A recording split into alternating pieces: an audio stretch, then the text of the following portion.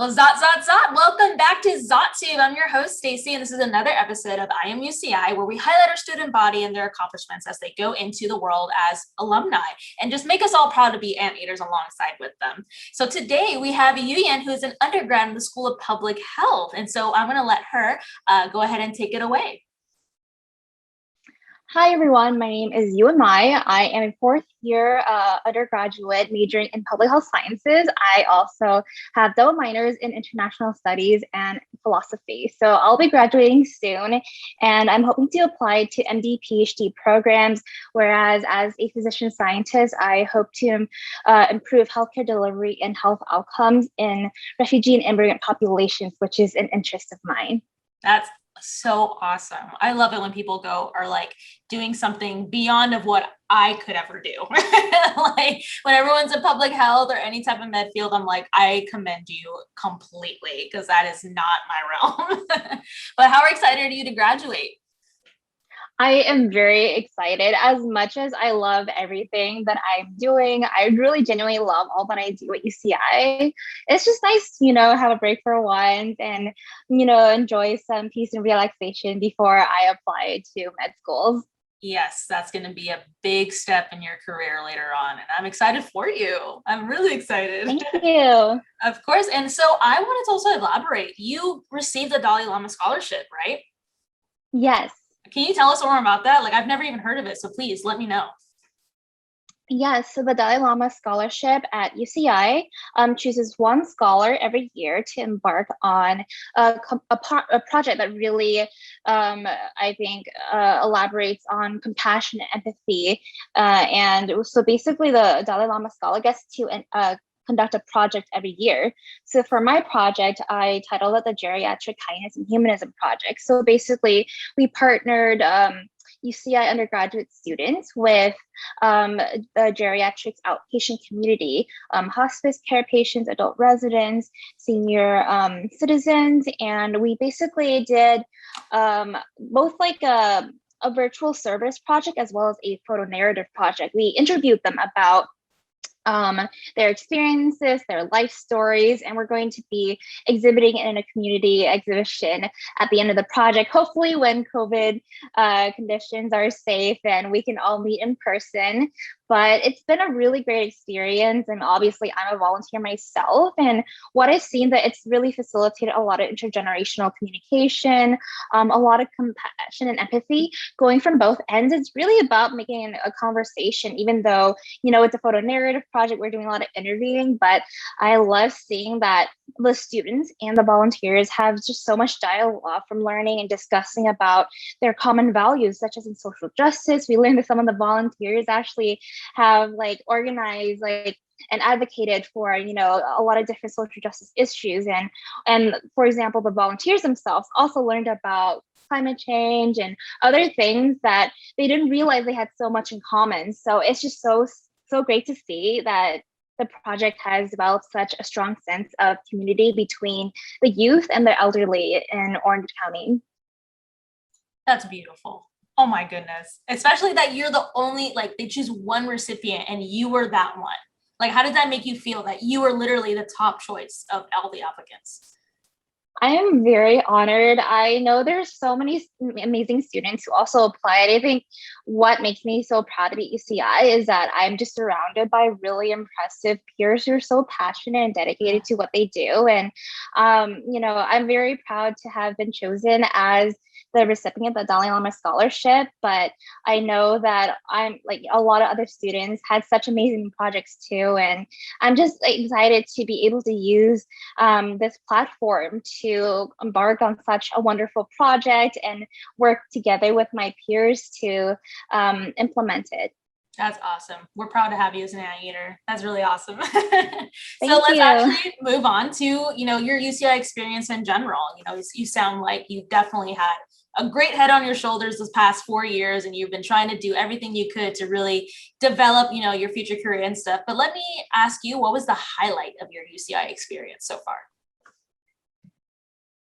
This is a really hard question because I had so many highlights. I'll try to choose one, but I think it's really about the projects that I've done with my peers and faculty advisors and mentors. So I know for the Dalai Lama project, I was doing photo narrative projects, but I actually had conducted one before that. It was called Hymns of Santa Ana. I worked with my club, Healing Through Humanities, to interview patients, staff, and physicians at the UCF Family Health Center in Santa Ana. Oh, And yeah, and they work with a lot of the underserved community in Santa Ana, a lot of homeless, a lot of immigrants and documented patients. And we learned so much about their health experiences. Everyone has such a unique health experience. And I think learning about those issues from how, like how the homeless community navigates healthcare and how difficult it is for them to access resources, I think it brought to light a lot of issues and also destigmatize a lot of, I think, health issues that we normally don't really talk about. And so that was the aim of the project. And it was just so wonderful to be able to highlight a lot of voices that normally aren't really represented in our community. Yeah. Exactly. Anything that helps, with the underrepresentation of people that don't really get to say much, that's A+ in my book, obviously. But I thank you so much for, taking part in stuff like that. You're using the platform you have, you're using the career, the path you want to go on to help people like that. And that's really awesome. All right. So then moving on from that, what advice do you have for new students that are coming into UCI? I think the one thing I would say is some students come in with an idea like they have this whole entire plan of how they want their college career to go.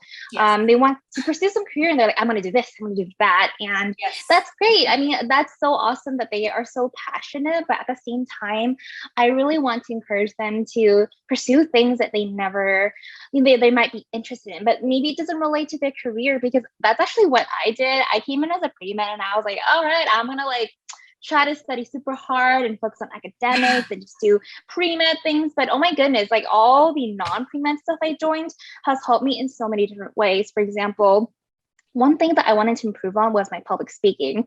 I almost sort of had like a fear of public speaking. I was okay with it, but it made me really uncomfortable. And for example, through Model UN and doing a lot of public speaking events and going to conferences, I became so much more confident, right? And I met such an amazing community, learned so much about international issues. I remember being questioned too, like, you're a pre-med, why are you doing like political science stuff? And I'm like, well, I think it's good to be an informed citizen no matter what career you go into. I think any extra career that you pursue will help you in any way, whether it's social skills, research skills, learning about a new issue. I think it's important to really diversify yourself and pursue interdisciplinary work, just so that you can also become a better citizen. I think undergrad is such a great way to explore that. You're not really like entering the workforce yet, right? You're kind of preparing for it. And there's so many opportunities. And I just want to make sure that students really undertake all of those really great opportunities at UCI.